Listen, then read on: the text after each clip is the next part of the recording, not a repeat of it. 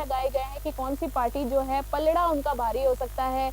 हमने आपको बताया कि राजस्थान में जैसे कि 2 बार 25 की 25 सीटें आई थी, इस बार जो थोड़ा-सा जो गैप है वो देखने के लिए मिल रहा है। पर इसीलिए सबसे पहले हम बातचीत करना चाहेंगे, हमारे साथ जोधपुर से हमारे संवाददाता मनोहर सिंह हमारे साथ जुड़ गए हैं। तो मनोहर जी, क्या कुछ पहले तो ये बता दीजिए कि जोधपुर में क्या कुछ माहौल रहा था इस बार चुनाव में? बिल्कुल आपको बता दूं कि जिस तरह से जोधपुर के अंदर ये तीसरी बार जनवरी चुनाव से आपने जीत की हैट्रिक लगाई है। चुनाव के पहले तो समझा थे दूसरी बार चुनाव के समय पूर्व तो घरों से मुख्य चुनाव लड़ेंगे, तो ये चुनाव जनवरी चुनाव के लिए एक बार टफ रहा। ठीक है, बीच में जिस तरह से जीत हासिल की, हालांकि जो जीत का मार्जन है पिछले 2 चुनाव के बाद एक बार घटा है, तो इससे तो जनवरी चुनाव में हैट्रिक जरूर रही है, लेकिन जो जीत का जो गैप होना चाहिए, जो मार्जिन होना चाहिए वो बहुत कम रहा है। लेकिन देखिए आज भारतीय जनता पार्टी के खेमे में खुशी का माहौल जरूर है। देखिए मनोहर, ये भी कहा जा रहा था कि इस बार ना प्रधानमंत्री की मतलब शंका जताई जा रही थी, काफी लोगों का कहना था कि इस बार प्रधानमंत्री बनने का जो मौका है ये किसी और को भी मिलना चाहिए, कहने का मतलब संशय था लोगों को। पर जिस हिसाब से बीजेपी अच्छा प्रदर्शन कर रही है अलग अलग राज्यों में, आपको क्या लगता है कि शाम तक जो रिजल्ट है किसके हाथ पे आ सकते हैं?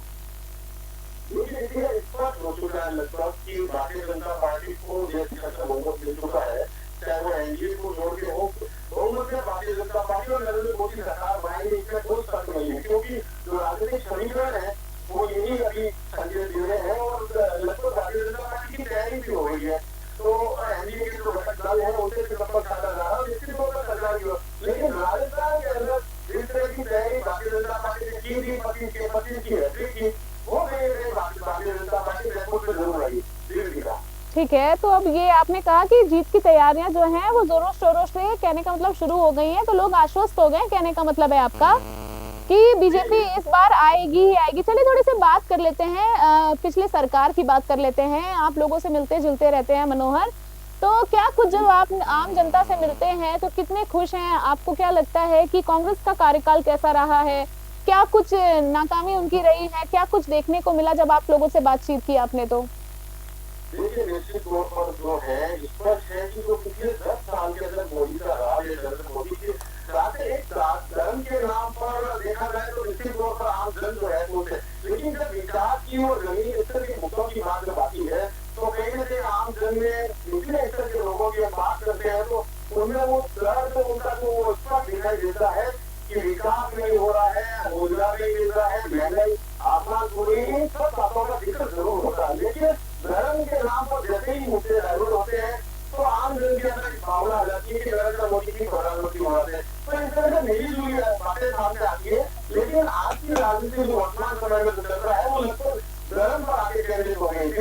ठीक है, देखिए आपने देखा होगा मनोहर के ना इस बीच चुनाव के ना काफी जो बयानबाजी थी वो बड़ी तीखी, एकदम तलवार से तेज मैं कह सकती हूँ तीखी चली थी, जिसके बीच एक मंगलसूत्र वाला बयान जो था नरेंद्र मोदी जी का वो काफी वायरल हुआ था। काफी लोग जो मुसलमान थे वो इस बात से खफा भी हैं। तो क्या कुछ इस बारे में आपको देखने को और सुनने को मिला जब आपने लोगों से बातचीत की? तो देखिए निश्चित तौर पर मैं आपको ये भी बता दूं कि मंगलसूत्र की बात करें चाहे और भी कोई बातें करें, ये जो रिजल्ट आया है इससे भारतीय जनता पार्टी रेकॉर्ड पर जरूर आ गई है। चाहे चुनाव के समय मंगलसूत्र की बातें करें, ये भारतीय जनता पार्टी को नुकसान का काम किया, क्योंकि भारतीय जनता पार्टी ने दूसरा चुनाव शुरू होने से पहले 400 पार का नारा दिया था, जो 300 पार भी नहीं ला सकता है। तो निश्चित तौर पर ये सबसे साफ है कि वो रेकॉर्ड पे है और ये नुकसान उनको भुगतना पड़ा है। इस तरह के अलग अलग जो बयान चुनाव के समय लगे चाहे वो प्रधानमंत्री नरेंद्र मोदी हो, एनडीए के जो विरोधी दल हो चाहे उनके खुद के नेता हो, लेकिन उनका नुकसान आएगा। जनता को समझती है कि स्पष्ट है कि जनता का स्पष्ट कहना है कि मुद्दों पे बात करें, ना कि अलग अलग कोई आरोप लगाए। आप मुद्दों पे बात नहीं करोगे, ठीक है,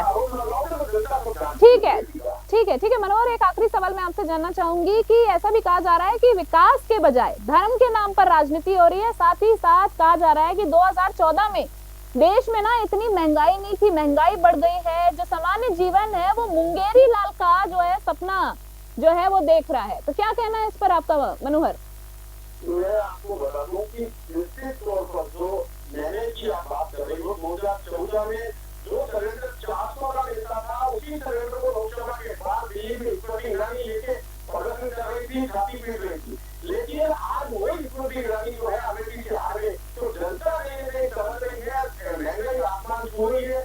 ठीक है, आज एक तो विपक्ष के पास जनता या तो चेहरा नहीं है के पीछे, या वक्ता नहीं है, मोदी के पीछे धर्म की राजनीति के पीछे भारतीय जनता पार्टी तीसरी बार बड़ी सत्ता में जी जी। लेकिन आम जन की हम बात करने जाए तो महंगाई से जनता त्राही कर रही है। ठीक है, आज भी जनता के मन में है। ठीक है, जो नतीजे आ चुके हैं उसको स्वीकार कभी कर रहे हैं। ठीक है मनोहर, देखिए अब थोड़ा ही समय बाकी है मनोहर, आप भी जानते हैं कि आप भी सुबह से कहीं ना कहीं अपडेटेड हैं जोधपुर से रिलेटेड, आसपास की जगहों से रिलेटेड। हम तो बता देना चाहेंगे हमारे दर्शकों की मनोहर समय समय पर हमें अपडेट दे रहे हैं, और इसी बात के लिए मनोहर बहुत बहुत धन्यवाद आपका इस तमाम जानकारी के लिए। आगे भी हम आपसे चर्चा जारी रखेंगे, अभी के लिए बहुत बहुत धन्यवाद। तो ये थे हमारे संवाददाता जोधपुर से मनोहर सिंह हमारे साथ, जिन्होंने जोधपुर सीट को से लेकर और भी आसपास की सीटों और राजस्थान में जितनी भी सीटें थी जहां चुनाव हुए हैं उस पर विस्तार से हमारे साथ चर्चा की और हमें अपडेट दिया है। ब्रेक के बाद हम मिलेंगे एक नए मेहमान के साथ, और आज की जो है वो चर्चा हम जारी रखेंगे। तब तक के लिए बने रहे न्यूज़ 21 के